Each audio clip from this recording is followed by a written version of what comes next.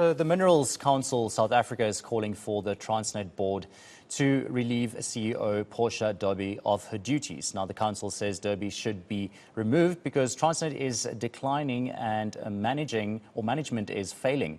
Now, South African Youth Economic Council's Bonga Makhanya claims Derby is the right person to lead Transnet and she should be afforded the necessary time. Makhanya says Transnet plays a crucial role in job creation and skills development. He joins me now to discuss this further. Thank you so much, Bonga, for joining me today. Now, I've had several conversations about Portia and, should she stay, should she go?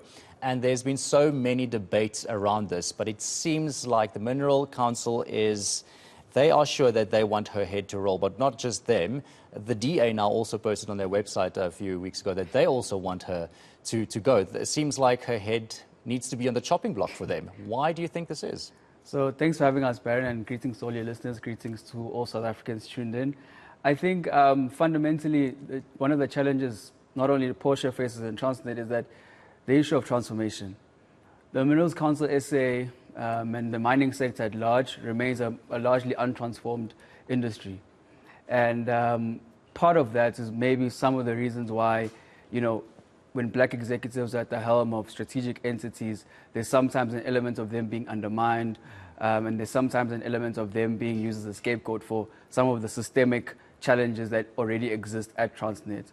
So I think particularly if you look at Portia Derby's latest comments at the Joburg Indaba, which was a coming together of industry, which is predominantly white males, and coming in there and saying, in their next port allocation, Transnet is going to prioritize junior and emerging miners for manganese, and that 30% of the port allocation will be for black junior emerging miners. Larger the room was saying Transnet's fundamental role is not to necessarily empower anyone. Your role is to transport our goods. So she upset quite a lot of people in that room, and probably that's when the call started intensifying a bit more in terms of her head being on the chopping block.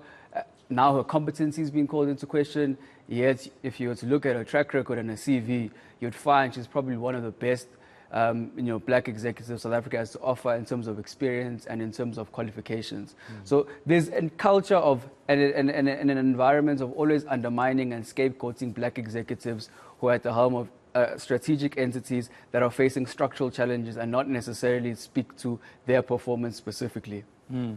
Now, it seems like it's also not a big ask for is it 25 to 30% of the port allocation that she wants for emerging miners to be awarded. So that, to me, doesn't seem like a tall ask, but yet you get resistance.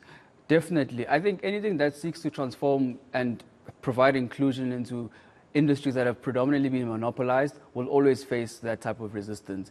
If you attend the mining Indaba, which is coming up now in Feb, if you attend even the Joburg Indaba, you find, especially as a young black person, you're the only person of color in the room. So it remains a largely untransformed industry. Even now, as we head to Cape Town for the mining Indaba, you'll find it's a lot of international, foreign white males in the room. So once you start speaking the language of empowerment, black economic empowerment, it's always going to be associated with maybe corruption, maybe patronage and incompetency, which has always been a false narrative that we kind of have to dispel, that any form of empowerment and transformation comes with some sort of nepotism or patronage machine, which is probably at the basis the narrative that's being perpetuated. Let's talk about, I have to play devil's advocate here as well by, the statement that the Minerals Council, they said, she is just another cadre deployment, and they are going in by saying that, she hasn't made any profit, she is a weak leader, and the list goes on. Surely, they feel like they have some ground that they're standing on as well to obviously say these things out loudly. No, they have no ground whatsoever to stand on. For one, for example, they wouldn't say Andre Director is a cadre deployment. He's a CEO, white male, head of Eskom, why is he not referred to as cadre deployment? When it's a young, black, experienced and qualified, professional, all of a sudden you want to say it's some sort of cadre deployment or some sort of link to patronage. Portia Derby probably oversees an entity, and she comes from an experienced background in terms of having served as a Director General of the Public Enterprises previously. She holds a master's, an MBA from Wits University. So she's not just some, fly-by-night type of professional who has now been mushroomed to the top, but she's a seasoned and experienced and qualified black professional who is probably one of the best that the country has to offer. I think if you look at maybe the challenges that Transet faces, just in the last financial year, they declared a profit of 5 billion rand. And the latest financial statements of Transnet. So you can see that the tide is slowly turning. So the idea that Transnet is in some sort of free fall is completely false. The idea that she came in and, for example, bloated their debt bill is also false. In 2020, when she comes in, the debt bill of Transnet was sitting at 127 billion rand. As the latest financial statements, it's at 128 billion rand. And is this a debt that she inherited? It's debt that she inherited. So in 2020, when she's appointed and she gets into office, she finds debts of 127 billion rand. And she's managed to stabilize the debt levels. And you can see that the entity is heading in the right direction. Like I said, with the announcement of 5 billion rand profits in the last financial year, you can see that the tide is slowly turning. But it's historical challenges, it's systemic challenges, which generally, I think there's even a saying that it's easier to break a glass than to kind of fix it. But does she have a clear and structured plan to eradicate those problems? Yeah, I think, many of the problems that face Transnet, fundamentally, it's linked to our socio-economic challenges, theft and vandalism of the infrastructure, the cables and so on and so forth. So I think now with working together with probably your SAPS, and even now I'm saying they should work together with the SSA, because the threat to our infrastructure of Transnet is a direct threat to economic performance of the country.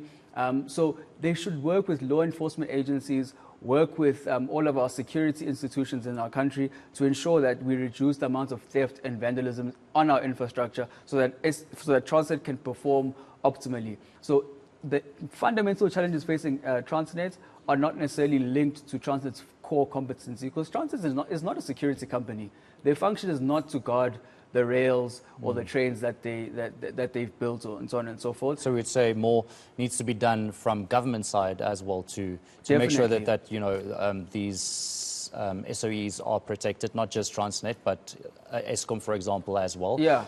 Yeah. So definitely, I think also another element is to look at what other social partners can bring to the table. I think Minerals Council SA, instead of trying to scapegoat a qualified black professional, they should actually look at how can we pour resources into improving the security infrastructure of Transnet and make sure that they don't have to declare force majeure because of theft and vandalism of the infrastructure. But let's get the private sector on board. Let's see them playing more of a meaningful role. The mining sector has recorded record profits in the past year as a result of growing commodity prices. Yes, they failed to optimize because of the issues of Transnet, but they've made more money than they've ever made before, just in the last few years. So they should be deploying some of those resources back into saying, how can we as social partners in the industry come together to kind of end some of the challenges? But you mentioned that security is a huge problem. But surely that can't be the only reason, for the slow decline of Transnet's functionality. Yep. I have to. This is the last question I have to ask you as well, so you can just wrap it up with that. And you can also add in. There's been many media articles as well about the possible or close to liquidation of Transnet as well. So maybe you can bring that in there as well. No, I think the idea that Transnet is on a free fall or it might get liquidated is completely sort of like false. I think it's scaremongering tactics. I think yes, they've always had historical challenges of debt, but I'm sure working together with probably even National Treasury, they can resolve some of those challenges and ensure that they pay off wherever that they need to pay off in the required time frame. I know right now in Feb, they probably have a 1 billion rand payment that they need to make in terms of some of their short-term debt. And I don't see our Treasury, saying, well, because you guys have had this historical challenge, we're going to throw Transet under the bus. So I think Treasury must also play a role in alleviating some of the debt challenges that our SOEs have in general, not just Transnet. And I think the fear-mongering and the scare tactics shouldn't be at play right now. Now it's for all social partners to hold hands and make Transnet work. It's a critical institution. It needs it to work for South Africa's economic recovery plan, and we hope that the mining sector will really support Transnet's efforts in ensuring that the infrastructure is protected and that Transnet is back to its optimal best. Are you expecting a lot of resistance from, for instance, the Minerals Council going forward to get Portia Derby removed? They're definitely probably going to agitate for someone that is more aligned to, not necessarily transforming the industry, keeping the status quo. But I don't see, if we have the right political leadership at the top, I think they should also, the Minister of Public Enterprises, the Minister of Finance, even the President himself, should really protect some of our CEOs and protect them and provide that political support, ensuring that, we recover most of the lost ground. Thank you so much, Bonga. Makhanya, of course, joining us here. He's from the South African Youth Economic Council, just giving us his sentiments there of course, Portia Derby, the CEO of Transnet.